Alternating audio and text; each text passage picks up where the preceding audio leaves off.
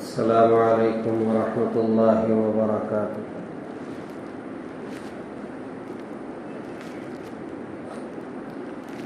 الحمد للہ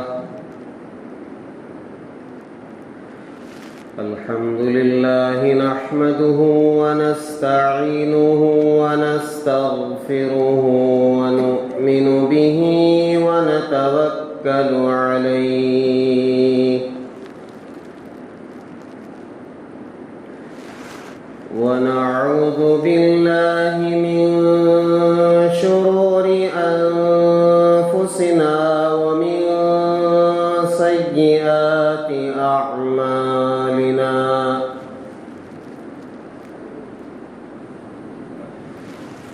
ونعوذ باللہ من شرور انفسنا ومن سیئات اعمالنا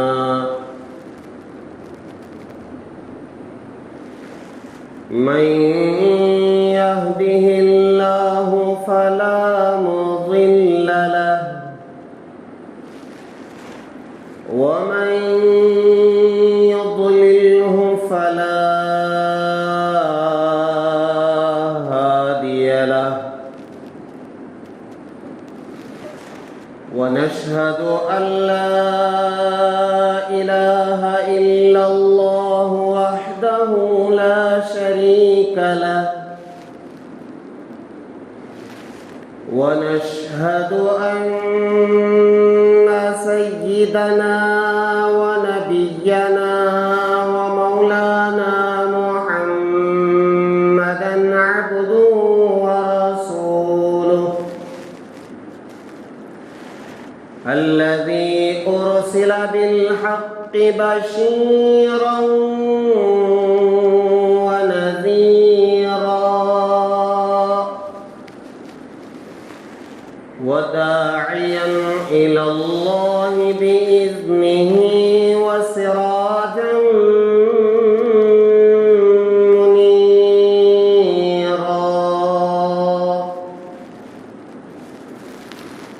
أما بعد فقد قال الله تبارك وتعالى في القرآن المجيد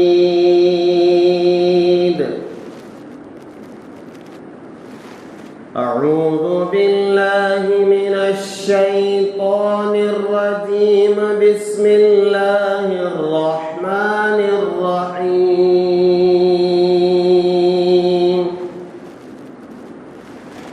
إنا نحن نزلنا الذكر وإنا له لحافظون آمنت بالله صدق الله العظيم وصدق رسوله النبي الكريم ونحن على ذلك لمن الشاهدين والشاكرين والحمد للہ رب العالمین۔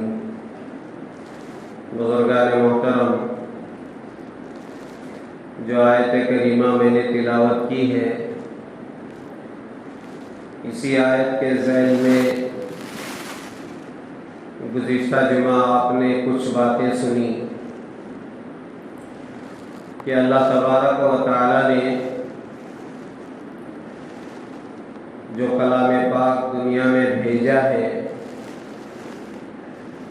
اس کی حفاظت کی ذمہ داری اللہ نے خود اپنے اوپر لے رکھی ہے کہ ہم نے قرآن پاک کو نازل کیا ہے اور ہم ہی اس کی حفاظت کرنے والے ہیں۔ آپ نے سنا کہ اللہ تبارک و تعالی نے اس کی حفاظت کا جو نظام دنیا میں چلایا، ایک تو اس کے الفاظ کی اللہ نے حفاظت فرمائی، جس کے لیے اللہ تعالیٰ نے اس امت میں ایسے بہت سارے انسانوں کو پیدا فرمایا اور ان سینوں کو منتخب فرمایا جن میں اللہ تعالیٰ نے اپنا کلام پاک محفوظ کر رکھا ہے۔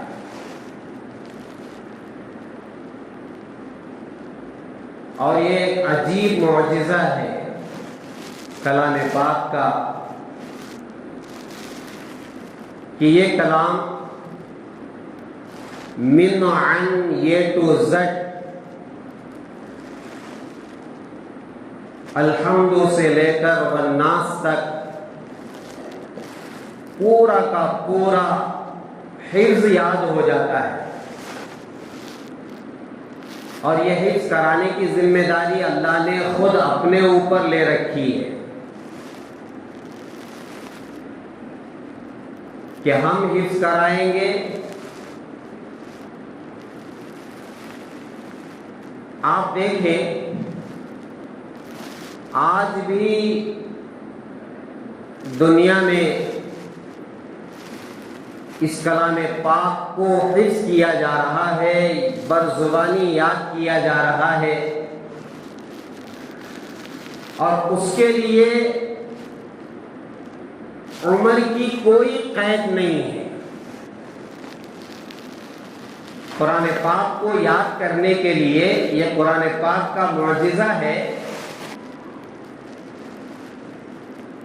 کہ قرآن پاک کو حفظ یاد کرنے کے لیے کسی عمر کی قید نہیں ہے۔ آدمی جس عمر میں چاہے اسے حفظ کر سکتا ہے، یاد کر سکتا ہے برزبانی، بس اللہ کی توفیق چاہیے۔ اگر اللہ کی توفیق ہمارے ارادے کے ساتھ شامل ہو جاتی ہے تو الحمدللہ ثم الحمدللہ وہ حافظ قرآن بن جاتا ہے۔ کبھی آدمی بچپن میں بنتا ہے، کبھی جوانی میں بنتا ہے، اور کبھی بڑھاپے میں۔ ایسے کئی افراد اس امت میں موجود ہیں۔ کتابوں میں لکھا ہے کہ ایک بڑے میاں کی دستار بندی ہوئی۔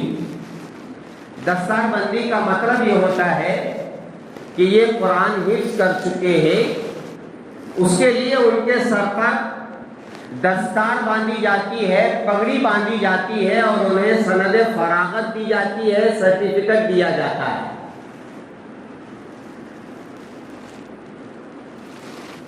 تو یہ بڑے میاں کی دستار بندی ہو رہی تھی ایک مدرسے میں۔ فرماتے ہیں ان کے جسم کا ہر بال سفید ہو چکا تھا۔ یہ جو پلکیں ہیں، آنکھوں کی پلکیں اور یہ جو بھویں ہیں، یہ بھی سفید ہو چکی تھی۔ اس عمر میں جا کر انہوں نے قرآن پاک کو حفظ یاد کیا۔ بڑی عمر کے لوگ۔ اور پھر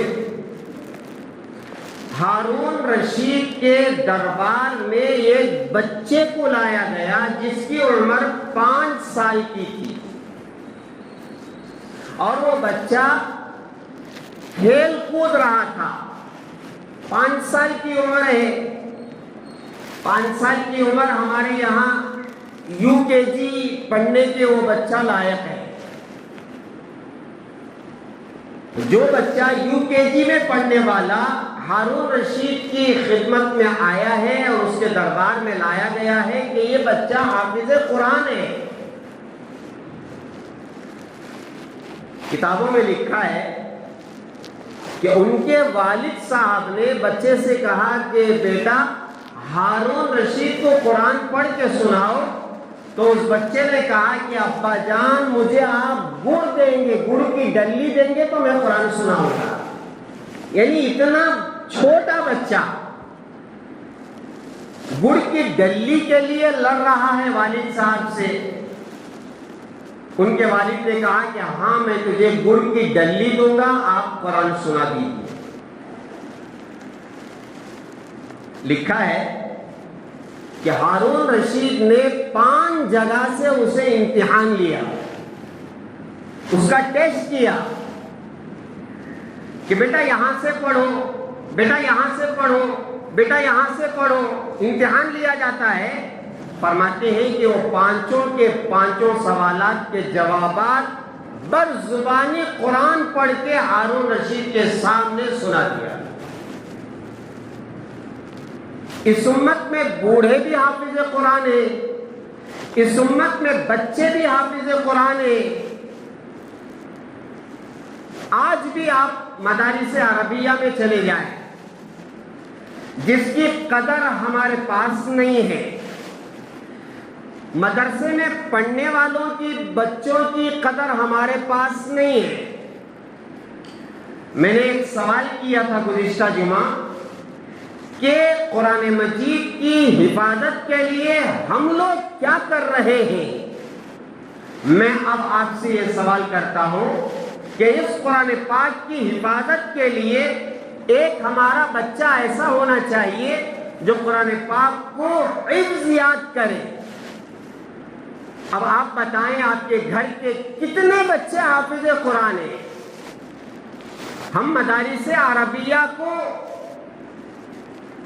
ایک دم کم حیثیت سمجھتے ہیں کہ ان مدارس میں پڑھانا بیکار ہے، اور ان مدارس میں لے جا کر کے ایسے بچوں کو ہم داخلہ کرائیں گے جو انگریزی اسکول میں نہیں چل رہا ہے، اور کسی اردو میڈیم اسکول میں بھی نہیں چل رہا ہے، اور کنڑ اسکول میں بھی نہیں چل رہا ہے۔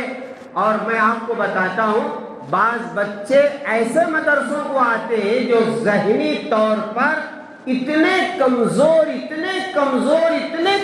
رہتے ہیں، اس سے کمزور کوئی بچہ نہیں رہتا، لا کر کے کہتے ہیں کہ حضرت اسے آپ مدرسے میں پڑھائیے۔ اور جو بچہ شریر رہتا ہے ایسے بچوں کو لا کر کے مدرسے کے حوالے کرتے ہیں۔ وہ جو ذہیندار بچے ایک بار سنتے ہیں تو یاد کر لیتے ہیں، کھیلتے کودتے پڑھتے ہیں تو یاد کر لیتے ہیں، ایسے بچے کہاں ہیں؟ انگریزی اسکولوں میں انگریزی سیکھ رہے ہیں۔ ہمارے بچوں کا حال یہ ہے اور ہمارے ماحول کا حال یہ ہے۔ اب بتائیں کہ ہم قرآن مجید کی حفاظت کیسے کریں؟ اللہ نے اپنے ذمے لے رکھا ہے کہ اِنَّا نَحْنُ نَزَّلْنَا الذِّكْرَ وَإِنَّا لَهُ لَحَافِظُونَ، کہ ہم نے ہی قرآن کو نازل کیا ہے اور ہم ہی اس کی حفاظت کریں گے۔ تو کیا ہمارے بچے اس کی حفاظت کے لیے منتخب نہیں ہوں گے؟ کیا ہم نہیں چاہیں گے کہ ہمارے بچے حافظ قرآن ہوں؟ اپنے سینوں پر ہاتھ رکھ کر کے سوچیں، آج ماحول بدل چکا ہے۔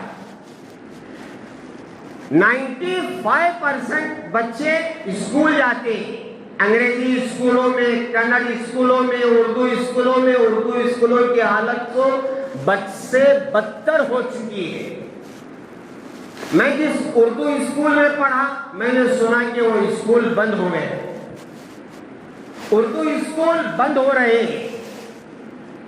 95% بچے اسکول جاتے ہیں، اور ان میں بھی جو 5% ہیں اس میں سے 2% بچے مدرسوں کو آتے ہیں، اور وہ 2% بھی ایسے کن ذہن شریر بچے یا پھر مالی اعتبار سے ان کی حالت فقیری سے بھی کم ہو چکی ہے، ایسے بچے الا ماشاءاللہ کچھ ایسے بھی خاندان ہیں، مالدار بچے، شریف بچے، ذہین بچے بہت کم، جن کے بچے آتے ہیں مدرسے میں پڑھنے کے لیے۔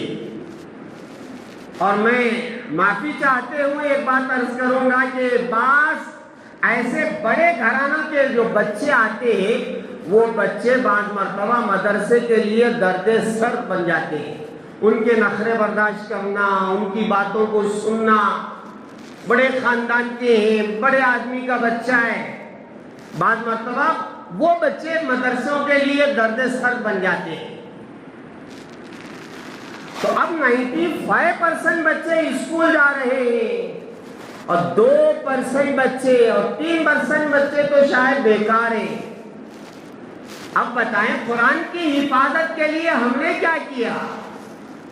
ہم مسلمان کلمہ پڑھنے والے، قرآن ہمارا ہے دعویٰ کرنے والے، مسجدیں ہماری ہیں دعویٰ کرنے والے، ایک مسجد کیا ٹوٹی، واویلا مچا دیا کہ بابری مسجد شہید کر دی گئی.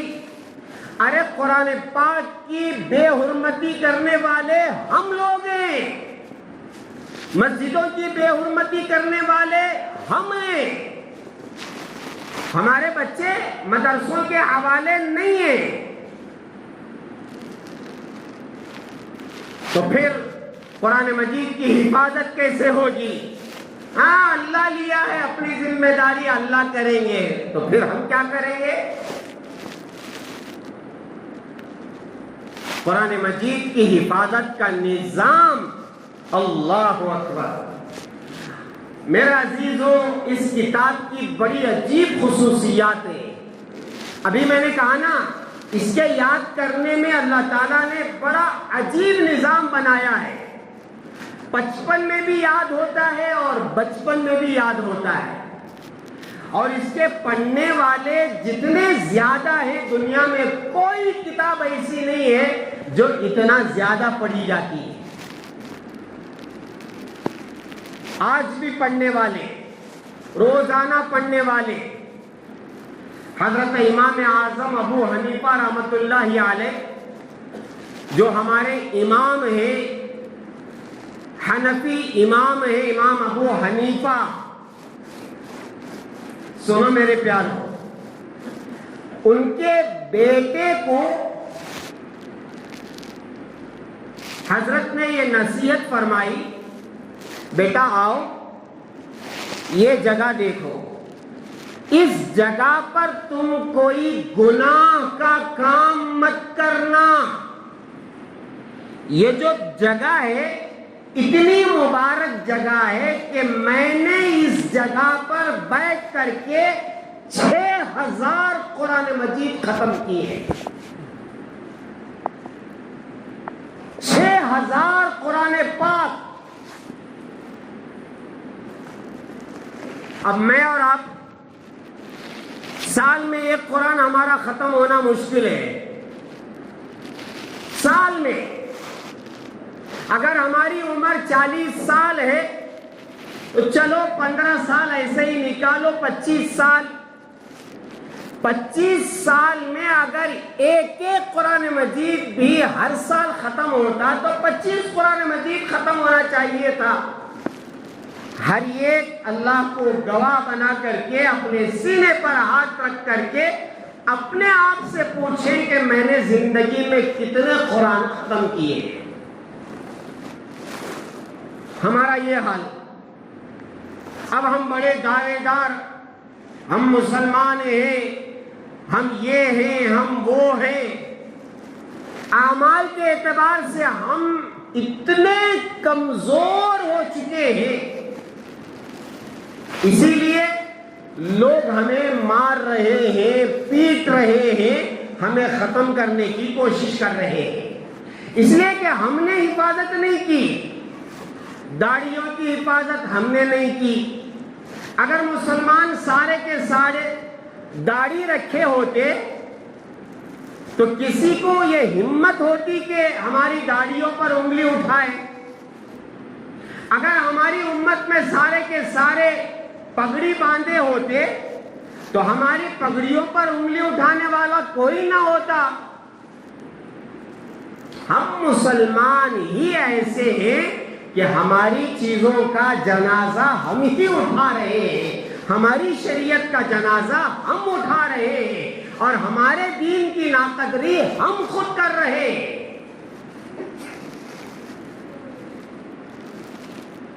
تو اللہ تبارک و تعالی نے قرآن مجید کی حفاظت، الفاظ کی حفاظت، نہ زبر میں نہ زیر میں کوئی کمی بیشی نہیں. اور پھر اسی قرآن پاک کی حفاظت کے لیے یہ جو مدارس عربیہ ہے، جہاں کہیں آپ دیکھیں وہاں ایک حفظ کا شعبہ رہتا ہے، وہاں بچے بیٹھ کر کے صبح شام قرآن مجید کو حفظ یاد کرتے ہیں اور بحث یاد کرتے ہیں۔ یہ حفظ کا نظام ہے، اور اس کے معانی اور مطالب کا نظام میں نے عرض کیا کہ اللہ تبارک و تعالی نے ایسے علماء کو منتخب فرمایا جنہوں نے احادیث مبارکہ کو کتابوں کی شکل میں جمع فرمایا، اور وہ 6 کتابیں میں نے آپ سے گزشتہ جمعہ عرض کی تھی کہ وہ 6 کتابیں قرآن مجید کے معانی اور مطالب ہیں۔ اب سنو، ایک طرف قرآن ہے، دوسری طرف احادیث مبارکہ ہے۔ قرآن مجید کے معانی اور مطالب ہی کا دوسرا نام ہے حدیث مبارکہ، یہ میں نے گزشتہ جمعہ عرض کیا تھا۔ اب ان دونوں کو رکھ کر کے حضرات فقہا نے ان سے مسائل نکالے، ان مسائل کو کہتے ہیں فقہ، مسئلے مسائل، اور یہ ہر ایک کی بس کی بات نہیں ہے۔ ہر آئرہ غیرہ قرآن سے مسئلہ نکال کر کے بتائے، حدیث سے مسئلہ نکال کر کے بتائے، یہ ہر ایک کا کام نہیں ہے اور یہ ہر ایک کی بس کی بات نہیں ہے۔ حضرت امام اعظم ابو حنیفہ رحمۃ اللہ علیہ، حضرت امام شافعی رحمۃ اللہ علیہ، حضرت امام احمد بن حنبل رحمۃ اللہ علیہ، اور حضرت امام مالک رحمۃ اللہ علیہ، یہ بڑے 4 امام ہیں فقہ کے۔ انہوں نے احادیث کو رکھ کر کے اس میں سے مسئلے نکالے۔ دیکھو، نماز اس طرح پڑھنا ہے، ہاتھ اس طرح اٹھانا ہے، ہاتھ اس طرح باندھنا ہے، رکوع اس طرح کرنا ہے، اور رکوع میں انگلیاں اس طرح کھول کر کے پکڑنا ہے۔ وضو کے یہ مسائل ہیں، روزے کے یہ مسائل ہیں، حج کے یہ مسائل ہیں، زکوٰۃ کے یہ مسائل ہیں، اور اسی طرح وراثت کے یہ مسائل ہیں، اور نکاح کے یہ مسائل ہیں، اور پھر معاشی زندگی میں جو مسائل پیش آتے ہیں یہ مسئلہ ہے، خریدنے والے کے یہ مسئلے ہیں، بیچنے والے کے یہ مسئلے ہیں۔ یہ جو مسئلے مسائل ہیں ان کو حضرات فقہاء کرام نے احادیث سے نکال کر کے ہمیں پیش کیا امت کے سامنے کہ دیکھو یہ مسئلہ ایسا ہے، اسے ایسا عمل کرنا چاہیے۔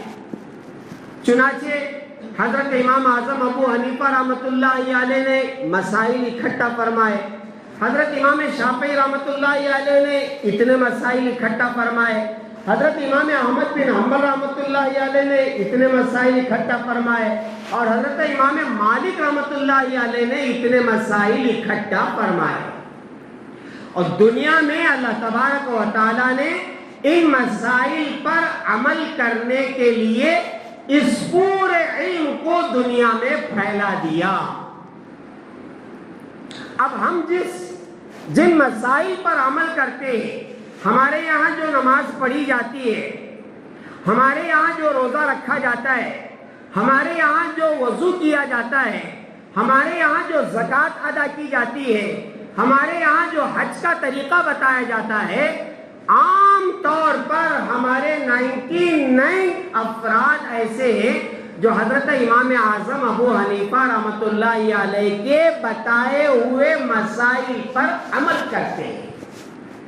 اور ان کے مسائل پر عمل کرنا، حدیث پر عمل کرنا ہے، قرآن پر عمل کرنا ہے، تیسری کوئی چیز نہیں ہے۔ بعض لوگوں نے یہ کہنا شروع کر دیا کہ اللہ کے رسول علیہ الصلوۃ والسلام کے زمانے میں یہ مسائل نہیں تھے، یعنی یہ فقہ نہیں تھی۔ ایسا نہیں ہے، فقہ اس وقت بھی تھی، احادیث میں وہ مسائل موجود تھے۔ اللہ کے رسول علیہ الصلوۃ والسلام نے بتایا تھا اسے اس طرح عمل کرنا چاہیے، یہ وضو ہے، وضو کو اس طرح کرنا چاہیے، اور پھر اس میں سے مسائل نکال کر کے بتائے۔ اب جو حضرت امام اعظم ابو حنیفہ رحمۃ اللہ علیہ کے مسلک پر چلے گا، جسے حنفی کہتے ہیں، وہ بھی جنت میں جائے گا۔ حضرت امام شافعی رحمۃ اللہ علیہ کے مسلک پر جو عمل کرے گا وہ بھی جنت میں جائے گا، اور پھر حضرت امام احمد بن حنبل رحمۃ اللہ علیہ کے مسلک پر اور حضرت امام مالک رحمۃ اللہ علیہ کے مسلک پر جو عمل کرے گا وہ جنت میں جائے گا۔ مسائل تھوڑا آگے پیچھے ہے، وہ بھی اصول میں نہیں، فروعی مسائل میں۔ مثال کے طور پر میں آپ کو بتاتا، پورے سر کا مسح کرنا یہ سنت ہے۔ ہم کیا کرتے ہیں، 3 انگلیاں ملا کر کے پانی میں بھگو کر کے سامنے سے پیچھے لے جاتے ہیں، اور پھر اس کے بعد ہتھیلی کا حصہ دائیں بائیں کی طرف سے سامنے لاتے ہیں۔ اسے سر کا مسح کہتے ہیں اور پورے سر کا مسح کہتے ہیں۔ حضرت امام شافعی رحمۃ اللہ علیہ سے پوچھے، وہ کہیں گے سر کا مسح یہ ہے کہ پانی بھگونا ہے 1 مرتبہ اور سامنے کے چند بالوں کو بھگونا ہے، پھر نیا پانی لینا ہے، پھر بھگونا ہے، پھر پانی لینا ہے، پھر بھگونا ہے، اس سے سر کا مسح ہو جاتا ہے۔ یہ مسائل ہے۔ حضرت امام اعظم ابو حنیفہ رحمۃ اللہ علیہ کے نزدیک اگر کوئی شخص وضو سے اور کسی نامحرم عورت کو چھوتا ہے تو اس کا وضو نہیں ٹوٹتا ہے، لیکن حضرت امام شافعی رحمۃ اللہ علیہ فرماتے ہیں کہ جو شخص وضو سے اور غیر محرم کو ہاتھ لگا دیتا ہے، اس کا جسم لگ جاتا ہے تو اس کا وضو ٹوٹ جاتا ہے۔ وہ بھی مسئلہ صحیح ہے، یہ بھی مسئلہ صحیح ہے۔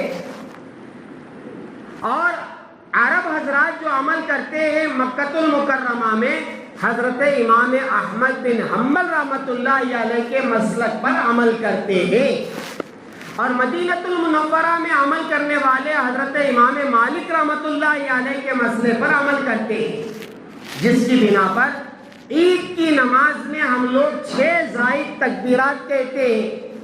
عید کی نماز پڑھتا ہوں واجب 6 زائد تکبیروں کے ساتھ، اللہ اکبر اللہ اکبر اللہ اکبر پہلی رکعت میں، پھر دوسری رکعت میں رکوع کو جانے سے پہلے اللہ اکبر اللہ اکبر اللہ اکبر ہوتا ہے نا۔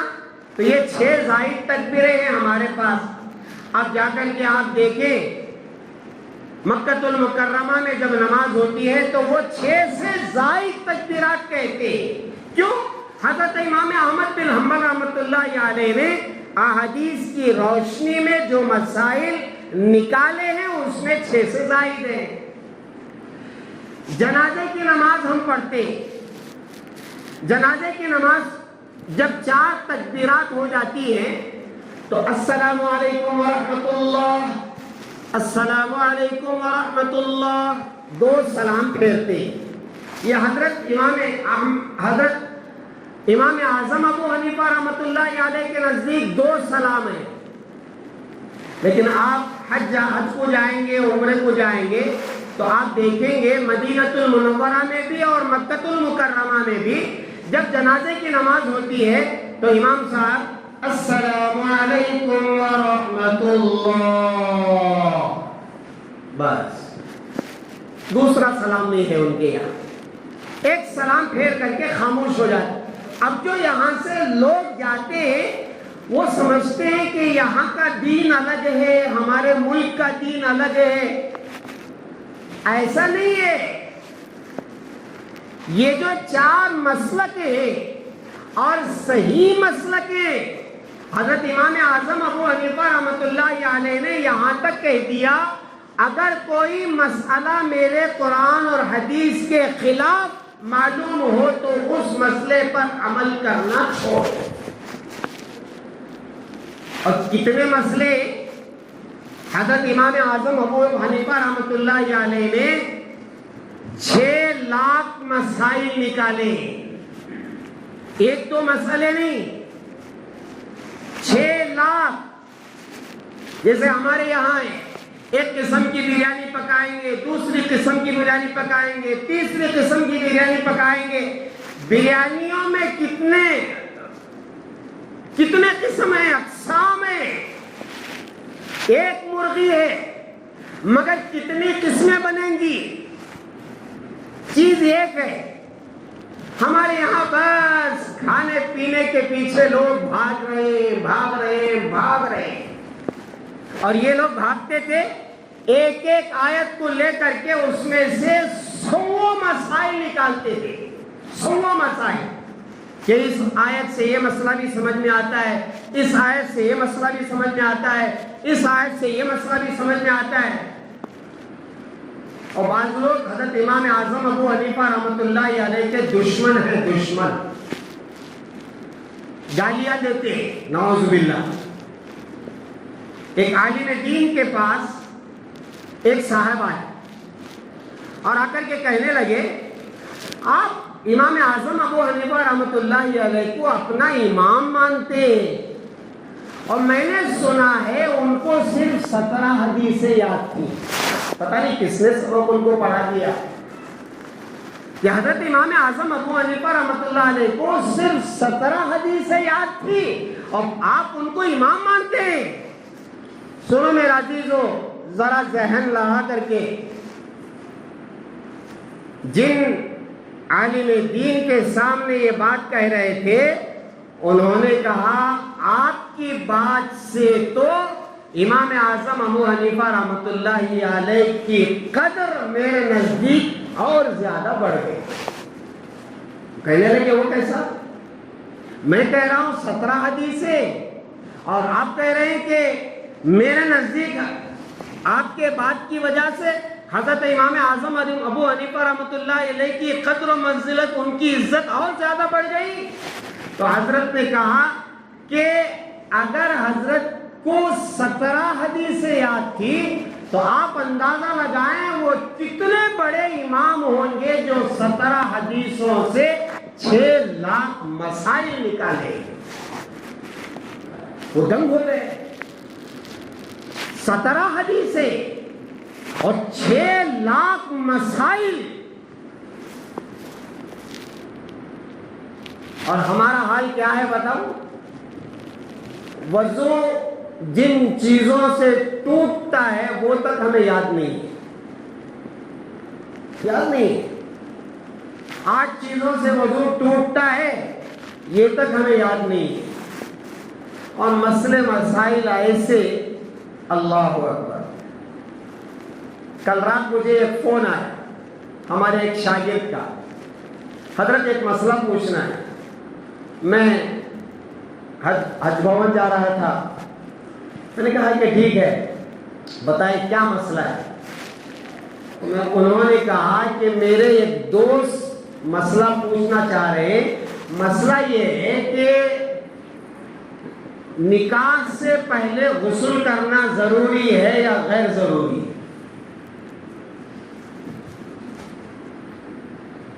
مسئلہ اتنا بڑا مسئلہ ہے. نکاح سے پہلے غسل کرنا چاہیے نہیں کرنا چاہیے. میں نے کہا کہ نکاح سے پہلے غسل کرنے کا کوئی مسئلہ نہیں ہے. جمعہ کی نماز کے لیے جا رہے ہیں تو حدیث میں ہے غسل کر کے جاؤ، اور عید کی نماز کے لیے جا رہے ہیں تو مسئلہ ہے کہ غسل کر کے جاؤ. لیکن نکاح کے لیے غسل کر کے جاؤ ایسا مسئلہ نہیں ہے. میں نے پوچھا یہ مسئلہ کیوں پیدا ہوا، کہاں ہیں آپ کے ساتھی، کہاں ہیں دوست کہاں ہیں؟ انہوں نے کہا کہ ہم میرے بازو بیٹھے ہیں. میں نے ان کو سلام کلام کیا، پھر پوچھا کہ آپ کہاں رہتے ہیں؟ انہوں نے کہا کہ میں یہاں کنکا پورہ میں رہتا ہوں. لڑکی کہاں رہتی ہے؟ کہا کہ میسور میں رہتی ہے. پھر میں نے پوچھا کہ یہ مسئلہ کیوں پیدا ہوا؟ تو انہوں نے کہا کہ ہم آئے تھے لڑکی کو دیکھنے کے لیے لیکن نکاح طے ہو گیا ہے، اس لیے مسئلہ میں پوچھ رہا ہوں کہ نکاح سے پہلے غسل کرنا ضروری ہے کہ نہیں ہے. میں نے ان سے کہا نکاح سے پہلے غسل کرنا ضروری نہیں ہے، بلکہ نکاح کے بعد جتنی مرتبہ آپ غسل کر سکتے ہو زندگی بھر آپ غسل کرتے ہیں. سمجھ میں آیا؟ یعنی لوگوں کو فرائض معلوم نہیں ہے اور مسائل ایسے. سمجھ, ہماری حالت ایسی ہے اور ہم اٹھاتے ہیں علماء پر انگلیاں, مدارس پر انگلیاں, وہ ایسا ہے, یہ ایسا ہے, اور ہمارا حال یہ ہے. اور حج کے مسائل تو بہت دور گئے, بہت دور گئے. اور حاجی لوگ جا رہے ہیں نا حج کرنے کے لیے, پتہ نہیں کیا کریں گے وہاں جا کر کے. میں نے حج شروع ہو رہا تھا 7 ذی الحجہ کو. ہمارے کمرے میں ایک بڑے میاں تھے, بوڑھے. میں نے ان سے مذاق میں کہا کہ حاجی صاحب, احرام میں کانتی بھی تمہیں نکر پہن کو رہیں گے. وہ بوڑھے میاں ایک دم ٹینشن میں آ گئے. کیا کیا کیا مولانا,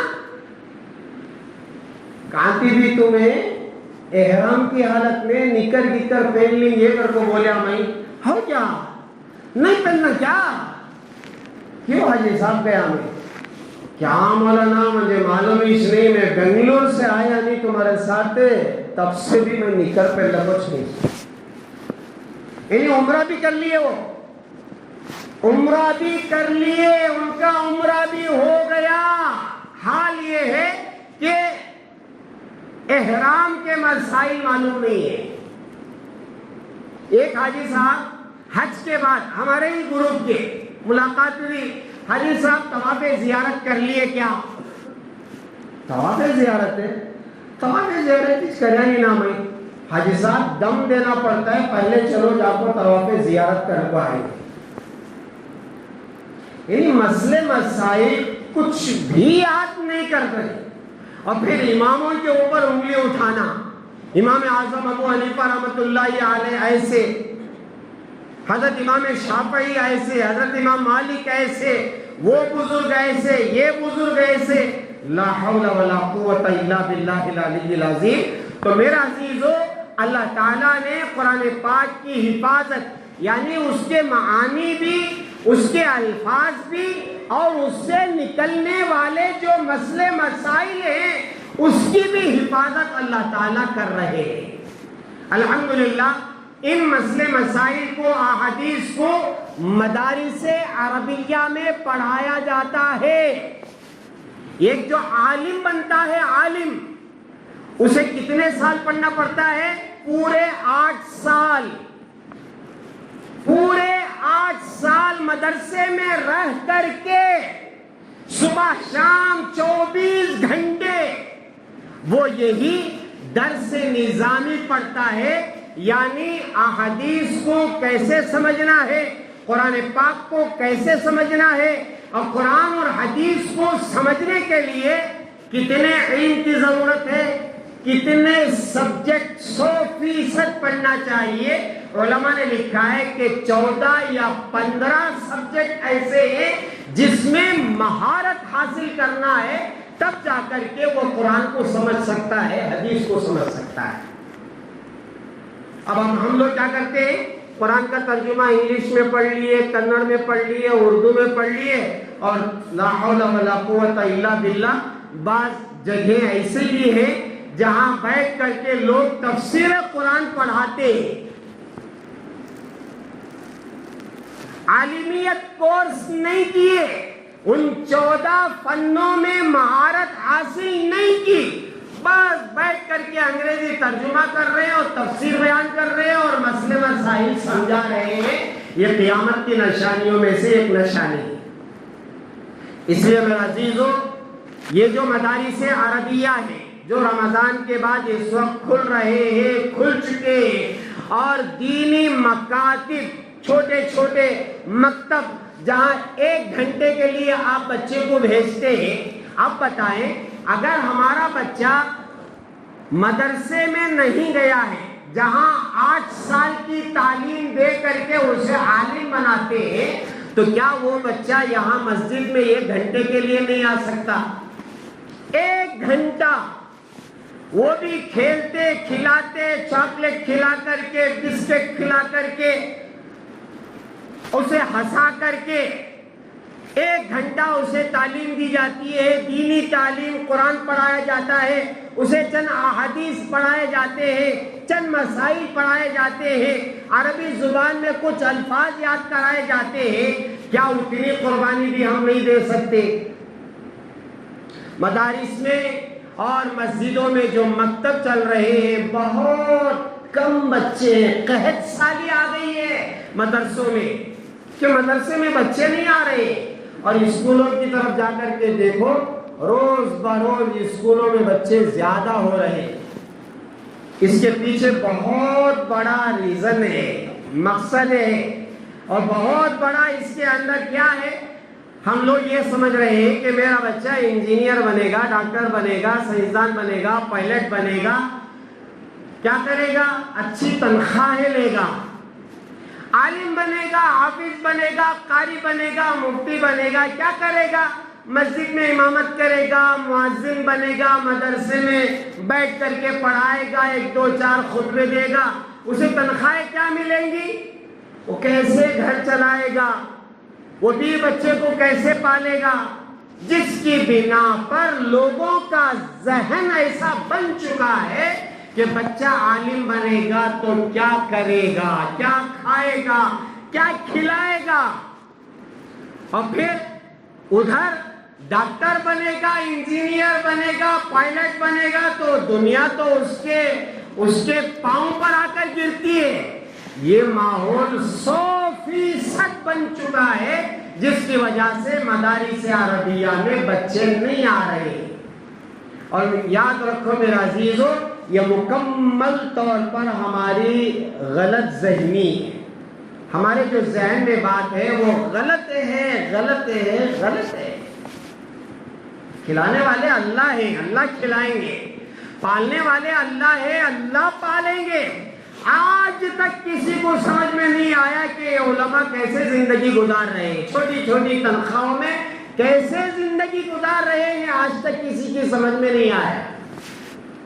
ایک صاحب 20,000 کماتے تھے بہت پہلے ماہانہ، اور مسجد کے ایک مؤذن کی تنخواہ اس وقت تھی 2,000. اب وہ صاحب ان کو پوچھنے لگے کہ حضرت آپ کی تنخواہ کیا ہے؟ انہوں نے کہا میری تنخواہ 2,000 ہے.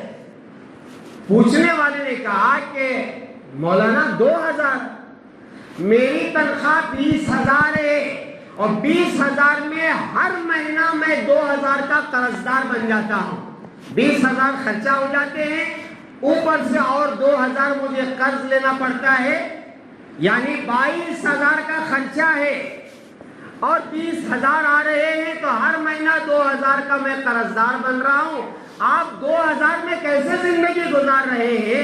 اس عالم دین نے، مسجد کی خدمت کرنے والے مؤذن نے، اور قرآن پڑھانے والے استاذ نے اطمینان کے ساتھ ان سے کہا حاجی صاحب آپ 20,000 کما کر کے 2,000 کے قرضدار بن رہے ہیں. الحمدللہ میں 2,000 کماتا ہوں اور 2,000 کے 2,000 بھی بچا لیتا ہوں. یہ علماء کے پیچھے جو اللہ تعالیٰ کی مدد ہے اسے لوگ نہیں دیکھ رہے. یہ بڑا عجیب مسئلہ ہے. یہاں بیٹھ کر کے بیان کرنا، یہاں کھڑے ہو کر کے نماز پڑھنا، اور یہاں کھڑے ہو کر کے اذان دینا، چھوٹی چھوٹی تنخواہیں، اور اس کے پیچھے بھی اللہ تعالیٰ کا بہت بڑا راز ہے. تو میرے عزیزو یاد رکھو، آپ پڑھائی پڑھا رہے ہیں، ٹھیک ہے پڑھائیے، ڈاکٹر بنائیے، انجینئر بنائیے، ڈگری اور پھر ماسٹر ڈگری جو بنانا ہے بنائیے، لیکن یہ ذہن بنائیے اپنے بچوں کو کہ آپ ڈگری کی وجہ سے روزی نہیں کھاتے، روزی اللہ دیتے. اور پھر اس کے بعد اس دینی تعلیم کے لیے جو آپ کر سکتے ہو کریں. اگر 4 بچے ہیں، ایک بچے کو لے جا کر کے مدرسے میں جمائیں، حافظ بنائیں، عالم بنائیں، یا کم از کم اتنا تو کریں کہ آپ کا بچہ یا بچی جو گھر میں ہے وہ قرآن پاک اچھی طرح پڑھے، ناظرہ پڑھے، دیکھ کر کے پڑھے، اور اسے نماز کے کچھ مسئلے مسائل یاد ہو اس کے لیے ان مدارس اور مکاتب میں بھیجنا ہمارے لیے بہت ضروری ہے۔ اگر وہ بھی نہیں کریں گے تو پھر ہم اللہ کو کیا جواب دیں گے؟ دعا فرمائیں کہ اللہ تبارک و تعالی ہم میں سے ہر ایک کو ان باتوں پر عمل کرنے کی توفیق عطا فرمائے۔ اللہ تعالی ہم میں سے ہر ایک کو قرآن کا علم نصیب فرمائے، حدیث کا علم نصیب فرمائے اور فقہ کا علم نصیب فرمائے۔ وآخر دعوانا ان الحمد للہ رب العالمین۔